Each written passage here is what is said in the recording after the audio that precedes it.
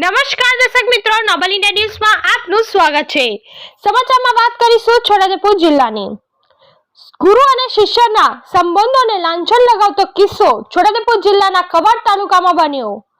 સમગ્ર ઘટના વિશે જાણીએ તો કવાંટ તાલુકાની એક શાળામાં શિક્ષક ઉમંગ હર્ષદ રાઠવા અને તેના મિત્ર અમિત સુરેશભાઈ રાઠવાએ એમની શાળામાં અભ્યાસ કરતી ધોરણ 8ની દીકરીને પટાવી ફોસલાવીને હોટલમાં લઈ જઈને દુષ્કર્મ કર્યું।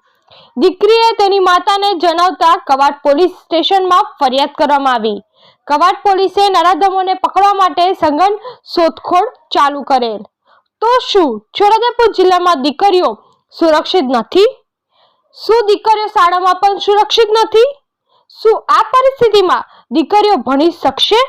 દીકરીઓ સુરક્ષિત નથી રહે તો ભણશે કેવી રીતે? જનતાની માંગ છે કે આવા નરાધમોની સામે કડકમાં કડક કાર્યવાહી કરીને ફાંસીમાં લટકાવવામાં આવે। બ્યુરો ચીફ આયુષ ગુપ્તાનો રિપોર્ટ।